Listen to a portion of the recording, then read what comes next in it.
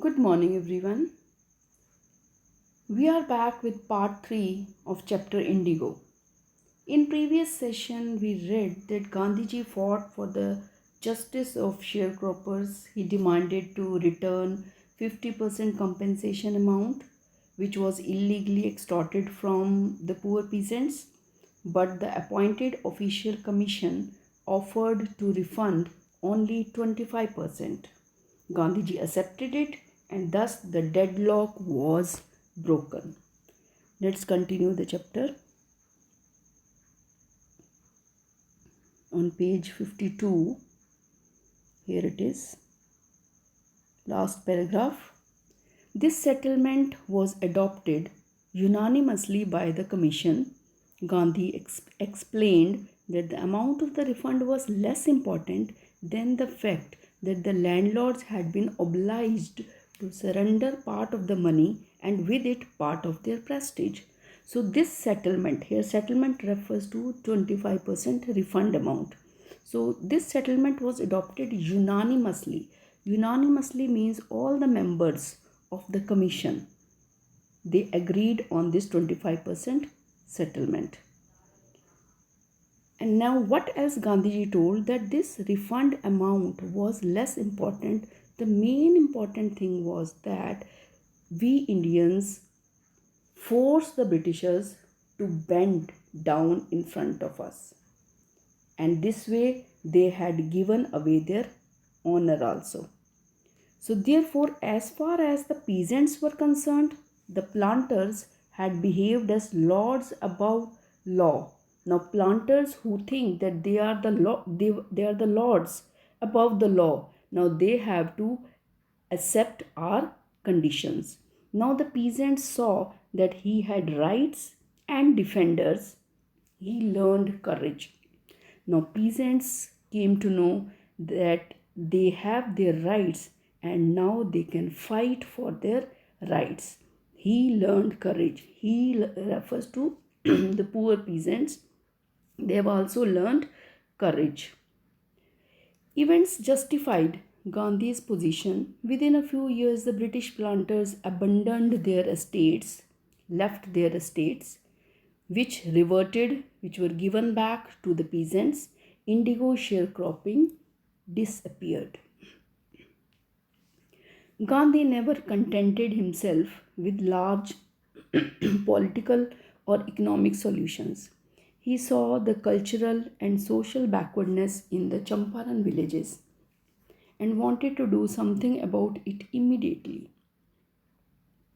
He appealed for teachers, Mahadev Desai and Narahari Parikh, two young men who had just joined Gandhi as disciples, and their wives volunteered for the work. Several more came from Bombay, Pune, and other distant parts of the land. Now, Gandhiji was never satisfied with, contented means satisfied with only political problems. So he wanted to involve himself for the cultural in social and cultural upliftment. So Gandhiji demanded some people to help, and these two people, Mahadev Desai and Narhari Parikh, two young men, they joined Gandhi, and then their wives also volunteered for the help. Several people came from Pune, Bombay, and other parts of the India. Now, who else joined Gandhiji?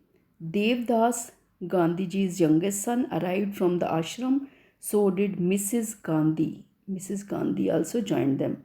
Primary schools were opened in 6 villages. Kasturbai taught the ashram rules on personal cleanliness and community sanitation. Health conditions were miserable. Gandhi got a doctor to volunteer his services for 6 months. So, because of poor health condition in Champaran village, Gandhi wanted some doctors to volunteer themselves. So, he called one doctor. 3 medicines were available. Only 3 medicines were available in the clinic: castor oil, quinine, and sulfur ointment. Anybody who showed a coated tongue means white layer on the tongue, was given a dose of castor oil. Anybody with malaria fever received quinine plus castor oil. Anybody with skin eruptions received ointment.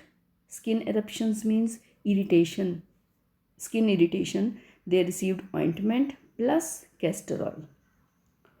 So Gandhi noticed the filthy state of women's clothes. He asked Kasturbai to talk to them about it.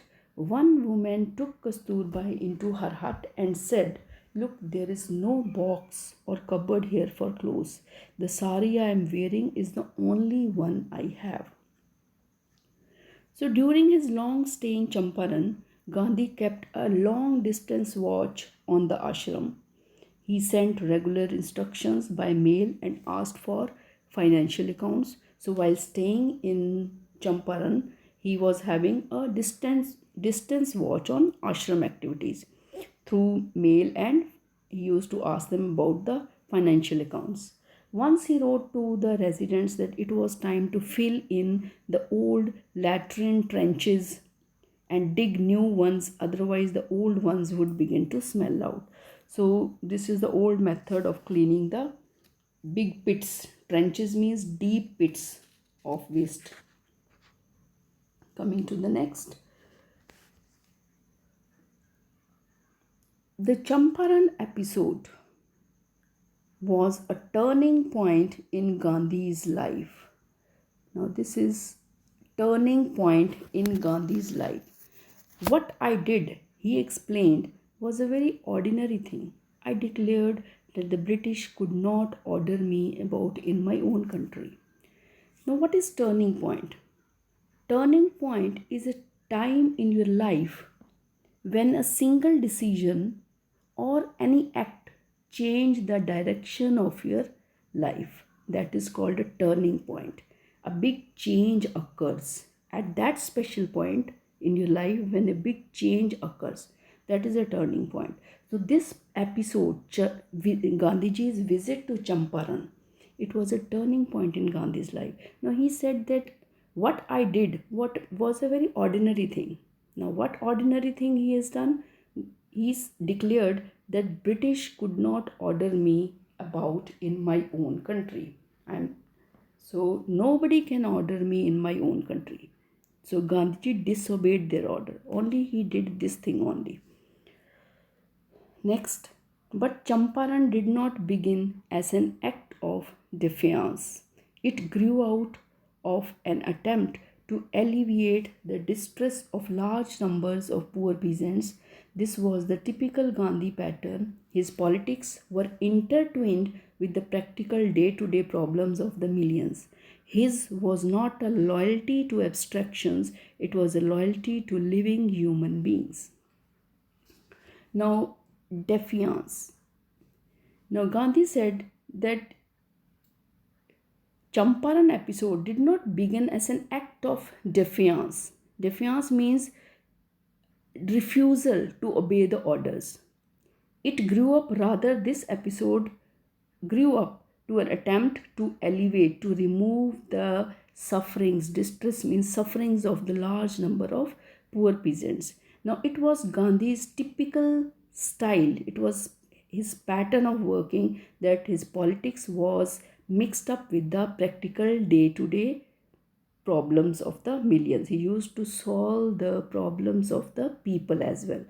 So his was not a loyalty to abstractions, it was a loyalty to living human beings. So he was very loyal towards the human beings.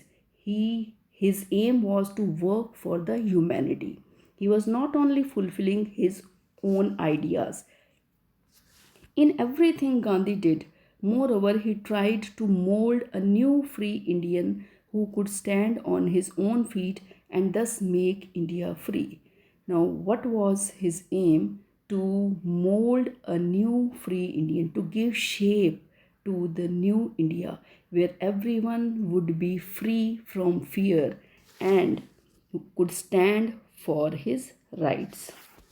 Early in Champaran action, Charles Freer Andrews, the English pacifist, who had become a devoted follower of the Mahatma, came to bid Gandhi farewell before going on a tour of duty to the Fiji Islands. Now, this Englishman, Charles Freer Andrews, he was a follower of Mahatma Gandhi. So, once he came to say goodbye to Gandhiji before going for a tour to Fiji Island. So Gandhiji's lawyers' friends thought it would be a good idea for Andrews to stay in Champaran and help them. Andrews was willing if Gandhiji agreed, but Gandhi was vehemently opposed. Now, Gandhi's lawyer friends thought that Gandhiji should tell Andrews to stay in Champaran and help them out, but Gandhi was not willing at all, and Gandhiji opposed their idea. Vehemently means strongly opposed their idea of taking the help of Andrews. He said, "You think that in this unequal fight it would be helpful if we have an Englishman on our side? This shows the weakness of your heart. The cause is just and you must rely upon yourselves to win the battle. You should not seek a prop in Mr. Andrews because he happens to be an Englishman."